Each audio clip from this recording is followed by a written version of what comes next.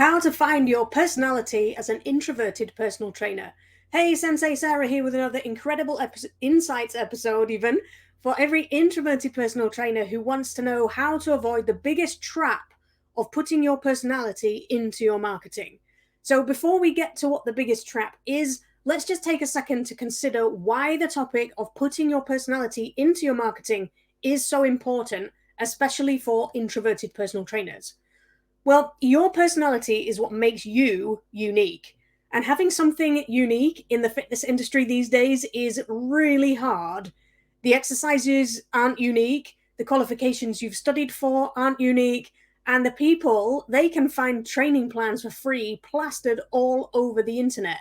So, having something that is entirely yours is critical if you want to attract new clients and keep existing ones. But the problem is that introverts like to have like different masks to wear in public. And what I mean by that is that it will depend on how close you are to us as to how much of our true personality you'll see.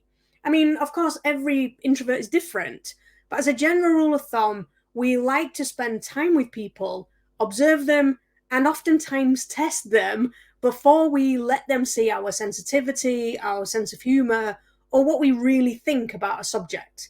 It's almost like a defense mechanism, really. You know, we like to know that we can trust someone before we give out our sensitive data. But that doesn't really help us when it comes to attracting new clients or building a fitness business, especially online, because it's this defense mechanism that leads us into the biggest trap, which is thinking that we haven't got a personality that's worth sharing. Like, we only have a finite amount of energy to spend on being around other people. So when it comes to our downtime, we like to do things on our own, like reading, drawing, or playing video games. And it's easy to see why introverted trainers think that that's not appealing to clients. And to be fair, it probably isn't. So then we do things that we think we should be doing.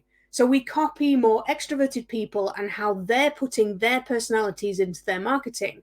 So we try to act overly extroverted while we're on camera, only to feel even more exhausted afterwards. Maybe we try to use props or other tools that could just leave us feeling gimmicky and fake. And we try to force ourselves to use strategies that go against every fiber of our being, because that's the only way we've been told that we can be successful. I know, I get it, I have been there.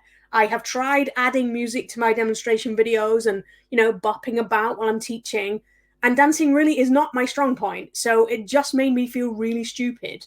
And I've tried using a stuffed bear as a sidekick, which made me feel like the super serious fitness industry were just judging me and laughing at me. And I've also spent a lot of years being what I thought was professional, but ultimately was just being really serious, which made me feel really boring and like the sensible Sarah that I was teased for being at high school. And it wasn't until, I don't know, probably about 18 months ago now, I was suffering really badly with perimenopause symptoms, and I started to realize that I'd been so focused on other people that I'd completely lost all sense of myself. I'd no idea who I was anymore. And I'm definitely not alone. Like, you ask any woman between the ages of 35 and 60-ish who she is, and she will not have a clue. So I used my introverted superpower of thinking and began to question who I am and what makes me me. And I discovered that I am probably the world's biggest 5-year-old. Like, I love cartoons and bright colors.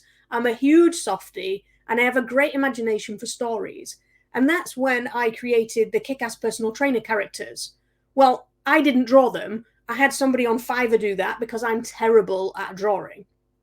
But now I use my love of cartoons and bright colors to tell business-related stories through these characters, and I am having so much more fun. It feels so much more like me. Plus, I know that the people who are attracted by these brightly colored characters are very likely to be my kind of people. And the ones who think they're childish and silly, well, I probably wouldn't enjoy working with them anyway. So at least we get that out the way early on. So if you don't take anything else away from this video, remember this. It's your business. You can run it however the hell you like. So why not do something that makes you happy? Oh, and if you're not sure how to get started in finding your own personality to put into your marketing, make sure you check out my planner at kickasspt.com/whoosh, where I will walk you through the exact steps you need so you can feel confident in being your amazing introverted self, no matter how different you are, and you can stop doubting yourself.